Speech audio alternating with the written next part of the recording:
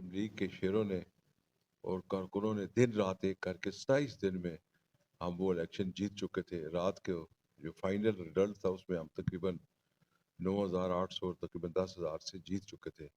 لیکن صبح کے پیر ہم مٹھائیاں بانٹ رہے تھے. صبح کے پیر 300 ووٹوں سے ہمیں شکست دے دی گئی، ہروایا گیا. اور وہ ایسا واقعہ ہے کہ آج تک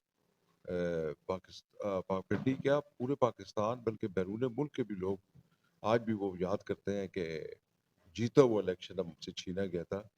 لیکن شکر الحمدللہ کہ وقت دور نہیں، ہم نے 5 سال پوری محنت کی ہے. اور آج پنڈی کے کارکن اتنے جوشیلے ہوئے ہیں کہ وہ چاہتے ہیں کہ اللہ پاک کرے جلدی 8 فروری سے بھی پہلے الیکشن ہوتا کہ ہم وہ بدلہ لے سکیں. اور پورے 5 سال ہم نے اپنے حلقے کو ٹائم دیا ہے.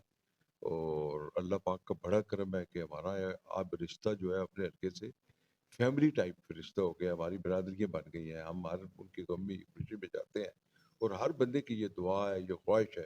اور کارکن اتنا اس وقت بے چین ہے کہ اللہ پاک کرے کہ جلد ٹکٹ اناؤنس ہو تاکہ ہم جلد جو ہے مقابلے کے لیے تیار ہوں. آلریڈی تیار ہیں، لیکن وہ چاہتے ہیں کہ بس ایک دم ہم الیکشن لڑیں اور وہ جو ہے ہمیں جو شکست جیلی طریقے سے دی گئی تھی اس کو ہم فتح میں تبدیل کریں انشاءاللہ تعالی. تو آپ کا منشور کیا ہے؟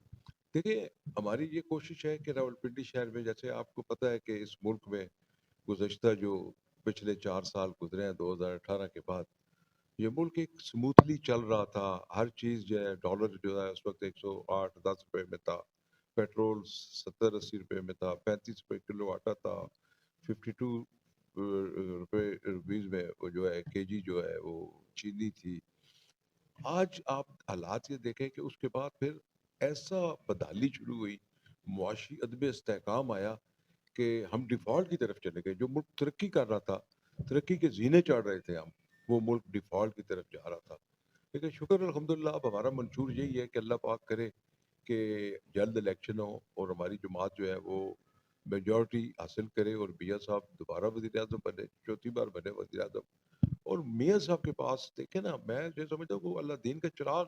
دیکھیں جیسے 90-92 میں جب ہم نے میاں صاحب کو 2.5 سال کا ٹرنیور ملا تو انہوں نے پورے پاکستان میں موٹر ویز کا، ایشیا میں پاکستان واحد ملک ہے جس میں موٹر ویز کا جال ہم نے بچھا دیا.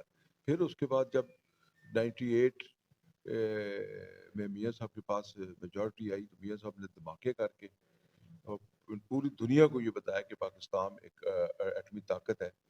اور پھر جب ابھی جو گزشتہ ادوار میں جو 2017 میں میاں صاحب کو اتارا گیا تو اس وقت آپ دیکھیں کہ ملک ترقی کر رہا تھا. سی پیک کے منصوبے، کوادر پورٹس اور اس طرح ایک ایسی 10 سالہ منصوبہ بندی کی گئی تھی.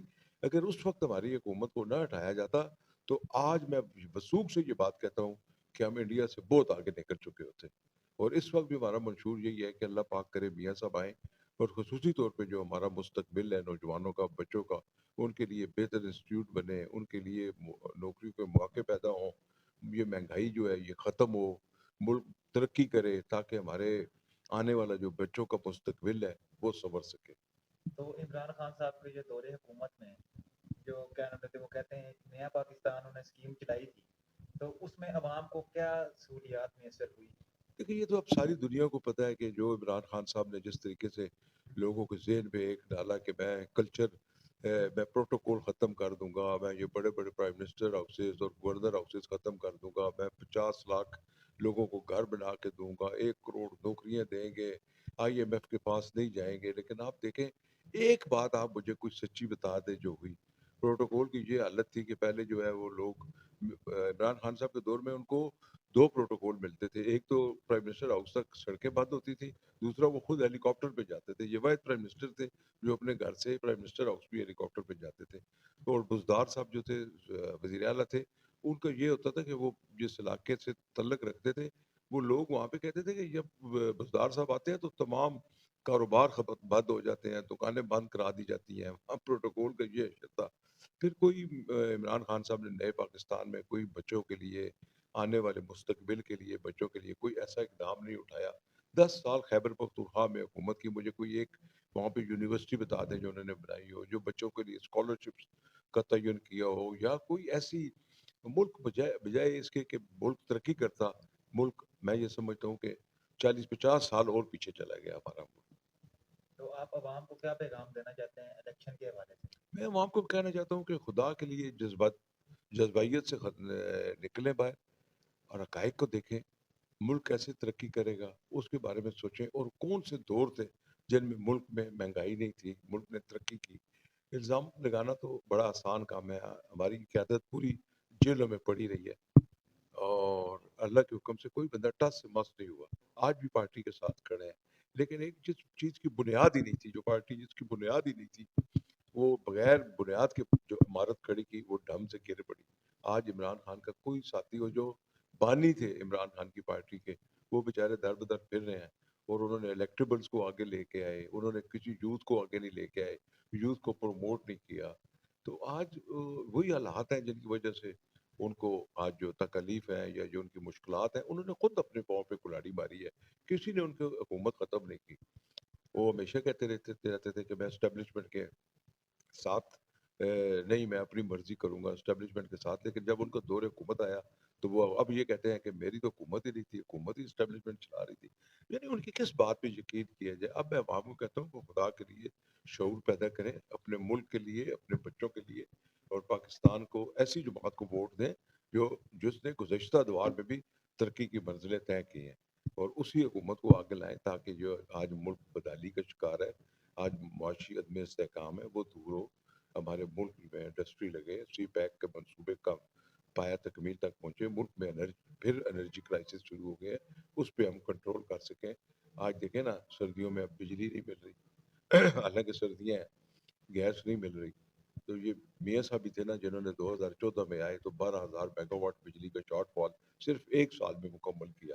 تو ہمیں کبھی امید ہے کہ انشاءاللہ ایک آزمایا ہوا شخص اگر دوبارہ آئے گا تو ملک بہتری کی طرف جائے گا. اور لوگوں کو بھی سوچنا چاہیے کہ خدا کے لیے خالی نعروں پہ اور جھوٹی باتوں پہ اور جھوٹے وعدوں پہ مت جائیں. میں انہیں کے ساتھ میں آپ کو کا بھی شکریہ. اور عوام سے میں، پڑھے لکھے لوگ ہیں ماشاءاللہ، لوگ اب سمجھدار ہیں، لوگوں کو سوچنا چاہیے کہ ان کے لیے، ان کے ملک کے بہتری کے لیے کیا چیز ہے. ان بندوں کو الیکٹ کریں جو بندے لوگوں کو عوام میں ہوں، جو ورکروں کے ساتھ چل رہے ہوں، جو دن رات ورکروں کے ساتھ ہوں، تاکہ ورکر جو ہے وہ بیچارے کی خواہش ہوتی ہے کہ وہ دن رات کام کرتے ہیں، ان کو اس چیز کا اپریسیشن ہونی چاہیے، ان کو آگے لانا چاہیے. اور میرا یہی منشور ہے کہ اللہ پاک اگر ہمیں منتخب کیا تو ورکروں کو وہ مقام دلائیں گے جس کے وہ مستحق ہیں. آپ جب تحصیل ناظم رہے تھے تو آپ نے کیا ترقیاتی کام کرائے تھے، اور اب آپ کا کیا ارادہ ہے کہ جو عوام کو مسائل درپیش ہیں وہ کون کون سے مسائل ہیں؟ دیکھیے، جب میں تحصیل ناظم رہا تو پنڈی کیا رورل ایریاز، اربن، ٹوٹل ہمارے پاس 80-85 یونین کونسلس تھی. تو شکر الحمدللہ آج وہ جو تحصیل ناظمی کے دور میں نے راول پنڈی میں ڈیولپمنٹ کرائی، 100 فلٹریشن پلانٹ لگائے، ٹیوب ویلس لگائے، ہم نے روڈیں بنائی، سڑکیں بنائی. اور میں نے تمام، یہ چیئرمینز نہیں، اس زمانے میں ایک چیئرمین کے ساتھ 21 کونسلر ہوتے تھے. میں نے ہر کونسلر کو بلا کے اس کی ترجیحات، آپ کو کیا ضرورت ہے، کس علاقے میں کون سی گلی چاہیے، سیوریج کا نظام، فنڈز میں نے دیے. اور آج شکر الحمدللہ اس تقریباً 15 سال گزر گئے ہیں، لوگ آج بھی وہ دور یاد کرتے ہیں کہ سجاد خان نے اس دور میں دن رات ایک کر کے راول پنڈی میں نے یہاں راول پنڈی میں ٹانگے ختم کرائے، بھینسیں میں نے جیل سے نکلوائی. یہ بہت بڑا اقدام تھا. میری خود فیملی کے لوگ جو ہیں وہ اس پیشے سے منسلک تھے، لیکن میں نے یہ نہیں سوچا کہ یہ میری فیملی کو نقصان ہوگا. بلکہ آج شکر الحمدللہ ٹانگیں نکلنے سے شہر میں آج شہر کی صورت حال ہے، ٹریفک کی، تجاوزات کی، اگر آج بھی وہ ٹانگے یہاں چل رہے ہوتے تو آپ سوچتے کہ آج کوئی بندہ جو ہے وہ سڑک بھی نہ ہوتا. آج گلی محلوں سے میں نے پیسے نکلوائیں، اور یہ ایک بہت بڑا اقدام تھا. اور میری ابھی بھی یہی کوشش ہوگی کہ شہر کو خوبصورت کرنے کے لیے، فیسیلیٹیٹ کرنے کے لیے ہمیں بہت محنت کی ضرورت ہے. اور انشاءاللہ اگر میاں صاحب چوتھی بار وزیر اعظم بنے اور ہمیں اللہ پاک نے منتخب کیا تو پوری اپنی توانائی جو ہے شہر کو بہتر کرنے کے لیے، اس ملک میں بہتری لانے کے لیے پوری طرح کوشش کریں گے انشاءاللہ تعالی. تو عمران خان جو کہہ رہا ہے کہ میں جیل میں بیٹھ کے الیکشن جیتوں گا جی اور وزیر اعظم منتخب ہوں گا، کیا وہ ہو سکتے ہیں منتخب؟ دیکھیں، میں عمران خان صاحب کا یہاں پہ ذکر کرنا، وہ آپ کے سامنے ہی ہے جو انہوں نے باتیں کی تھی، جو 17 سال سے لوگوں کو وہ باتیں جو ہے ان کے ذہن میں ڈال رہے تھے. اور مدینہ کی ریاست بنانے کی باتیں، یورپ کا سٹائل کی جہاں پہ پروٹوکول نہیں ہوتا، انصاف وہاں پہ ایسے مہیا ہوتا ہے، کسی کو بے گناہ جیل نہیں ڈالا جاتا، جانوروں کا بھی خیال کیا جاتا ہے. یہاں آپ کے سامنے عمران خان نے جو حدیں پار کر دی، کسی پہ ہیروئن ڈال دی جس کی سزا صاحب موت تھی، بے جھوٹے کیسز بنائے گئے، جھوٹے ہماری پوری قیادت کو جیل میں ڈال دیا گیا. تو وہ انتقامی سیاست تھی. ہم اس انتقامی سیاست پہ یقین نہیں رکھتے. ہم چاہتے ہیں کہ ملک کی بہتری کے لیے تمام سیاسی جماعتوں کو مل کر اس ملک کی بہتری اور ترقی کے لیے جامع منصوبہ بندی کریں.